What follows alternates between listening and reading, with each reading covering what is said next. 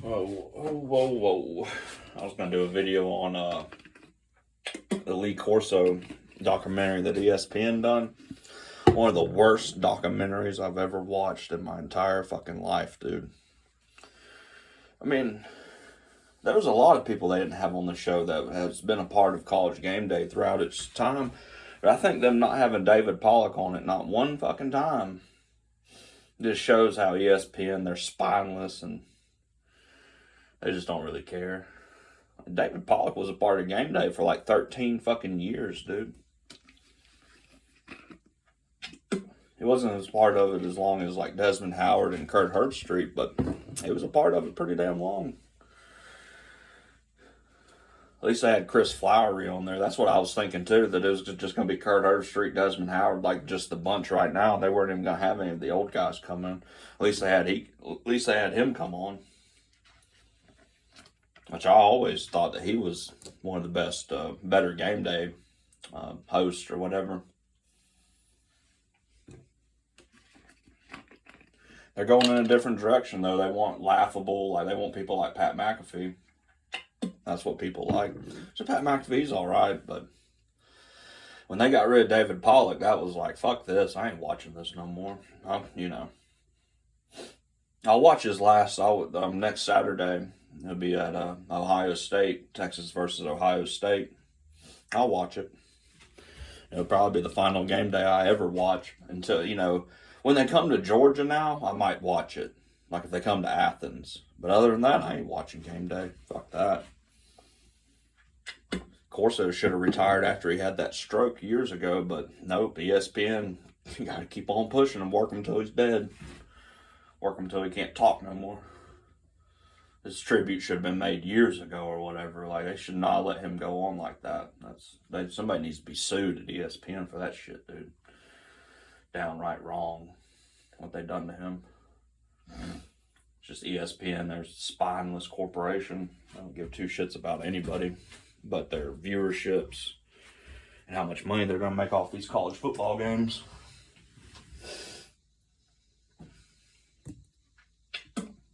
Drinking some of this good old Gatorade. The key to drinking is staying hydrated all the time. Which if you're drinking just tap water, I don't even think just water is good enough. You got to have some kind of electrolytes or just salt, basically.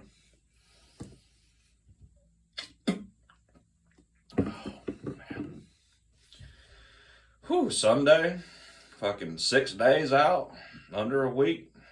Well, I tell you, damn football it's back. Buzz in the air. Everybody's starting to gear up, like all the Georgia shit's starting to come out in the stores, and you walk into Walmart or Kroger and they got Georgia shirts and Georgia memorabilia, merch, I guess you'd say.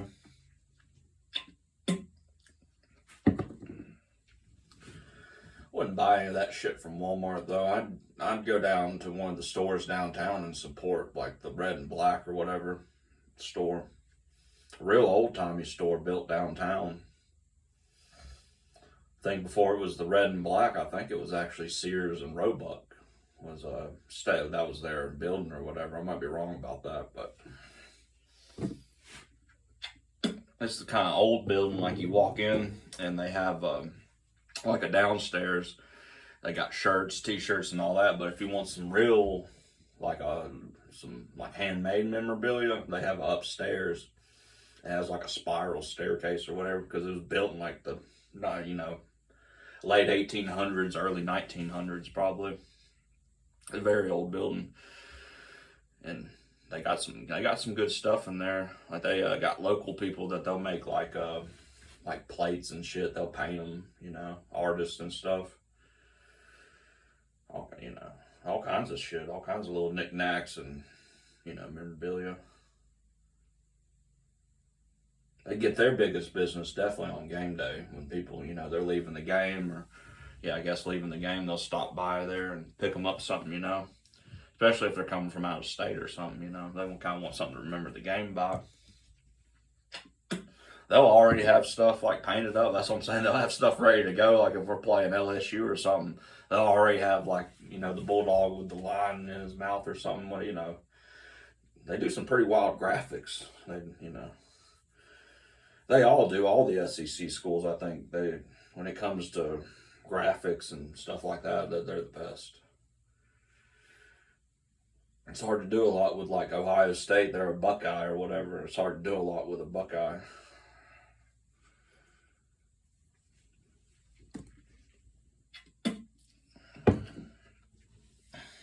Can't wait. Just don't think, I don't know. I just don't think that Texas-Ohio State game is going to be the kind of game people think it's going to be. People think it's going to be like a back and forth or whatever. I don't think it's going to be like that at all. I think that Ohio State is about to beat the living shit out of Texas. And what people are going to find out, they're about to find out that when you pay a bunch of players like that, it doesn't work like in the NFL.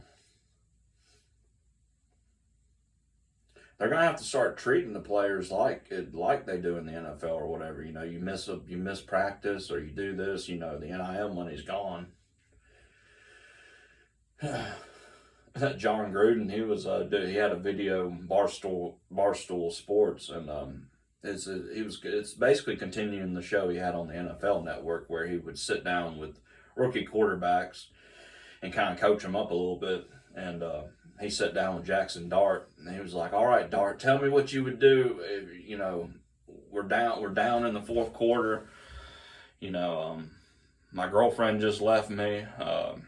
Nobody's returning calls. I don't know if my NIL deal is going to go through. All right, go. Tell me what to do to win the game."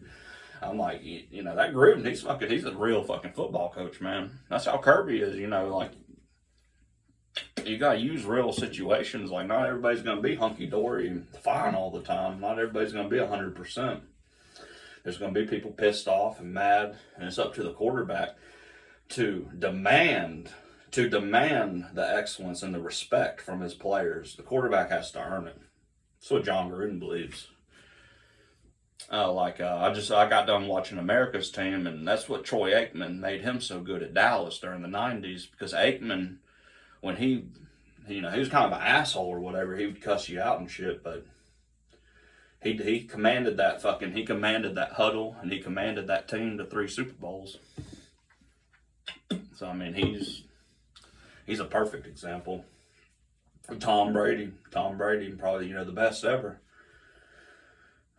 Tom Brady done it a different way though. He kind of done it. He would just give you a look or whatever if you weren't doing good. If you got that look from Brady or whatever, your shit was on the chopping board.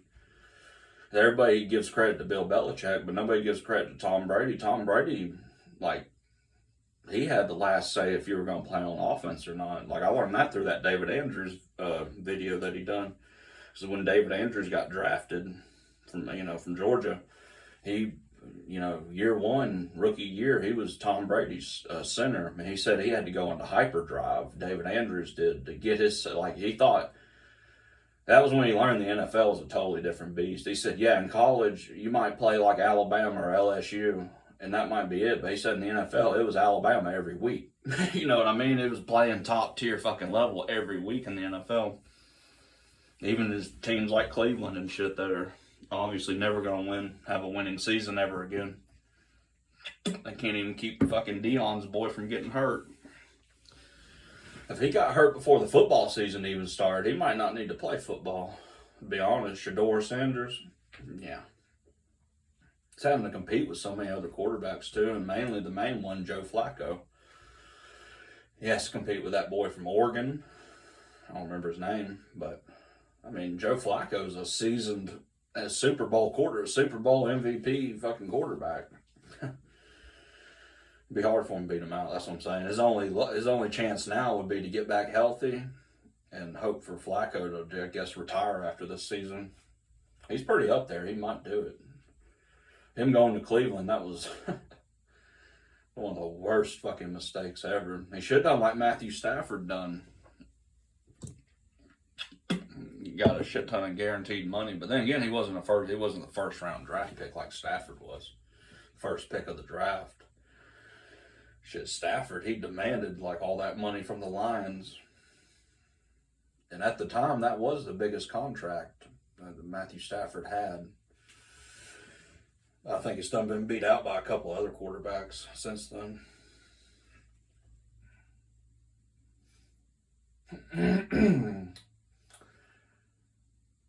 Yeah, I was watching a Buck Blues show.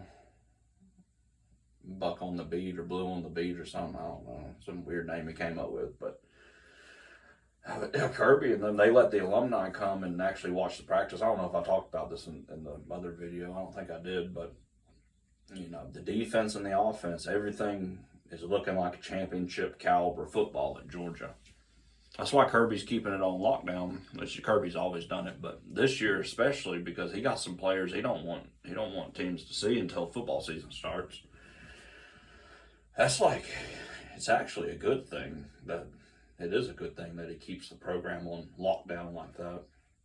He's not the only they're not the only program that does that. There's other schools that do it, but I don't think Alabama, even when Nick Saban was the coach, he would let them come in and watch them because, hell, Nick Saban's mind, he was like, nobody was going to beat them that year anyway. Go ahead, come on in and see the practice.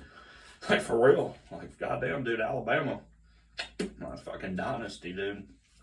They were the best. Now it's time for Georgia to go on our dynasty run.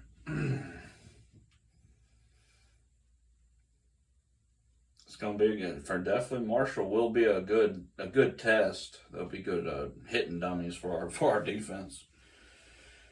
But Marshall, you know, they're a run of the mill team or whatever. I don't even know what fucking conference they're in. They're in like the Mountain West or something. Mountain West or the Sun Belt or something. They might be in the Sun Belt.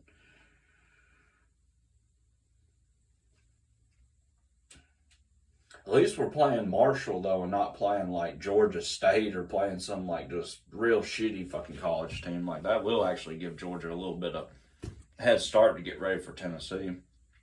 Since all the announcers and everybody thinks Tennessee's going to wax our ass this year. They done lost their fucking mind, dude. Just like that Josh Pate dude who all of a sudden now he's everywhere, right? That's because he's saying the shit that they want to hear. He picked Alabama to win, of course. So, as long as he ain't picking Georgia, then he can go work at ESPN, I guess. Right? That's what ESPN probably says. As long as you don't pick Georgia, we'll give you a job any day of the week. It's fucked up, but it's true. They fucking hate us. They hate you. They fucking hate Georgia. I hate them. I hate ESPN. Anytime another Georgia fan starts talking about something ESPN said, I say, why do you even listen? Why do you even watch them talking heads? If it ain't coming out of like Nick Saban's mouth, or I mean, yeah, that's about the only guy, or even Desmond Howard, but Desmond Howard has some stupid fucking takes. If it ain't coming out of Nick Saban's mouth, I'm not even going to take it for a grain of salt, especially out of Kurt Herbstreit's mouth. Kurt Herbstreit's been known to basically spin narratives. He'll hype up a team when they have no business being hyped up. A lot of people say, well, you know, they got to push revenue. They have to push teams and stuff. Yeah. And I don't have to watch ESPN either. I don't have to watch any of that shit. Now, if it's like a documentary or something like that, yeah, I'll check it out. But when it comes to like turning it on and getting football news from them, hell no. Fuck ESPN, dude. They're some of the worst, sleaziest fucking company out there. I'd rather watch CBS or Fox.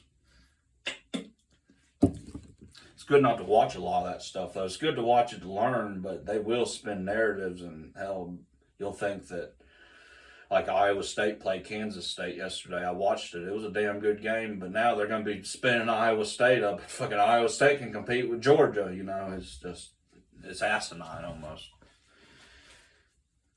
They don't even belong on the same field as Georgia. Just like Marshall, they don't even belong on the fucking same field. But we got to play someone.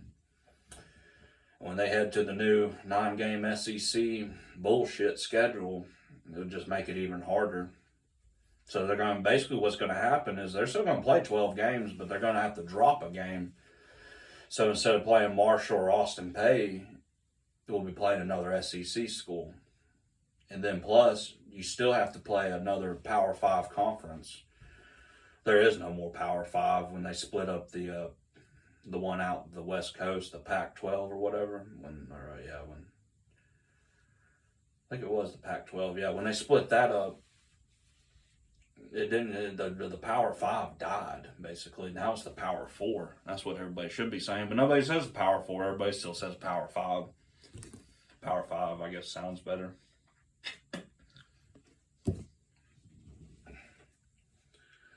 You can blame ESPN for that too.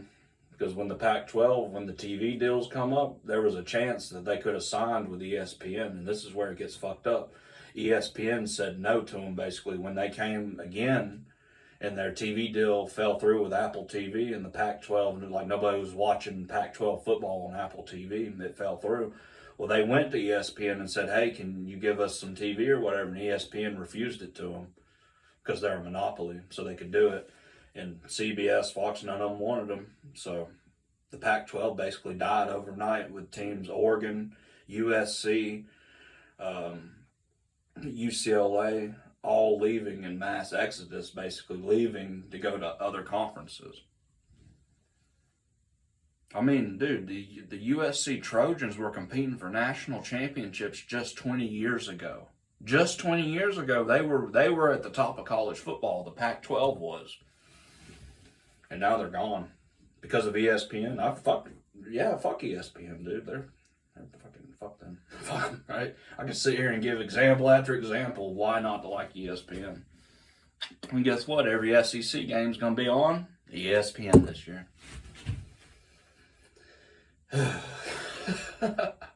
CBS is so much better. You'll see what I mean when you watch a CBS game, and it'll be like Penn State versus Notre Dame or Penn State versus Ohio State.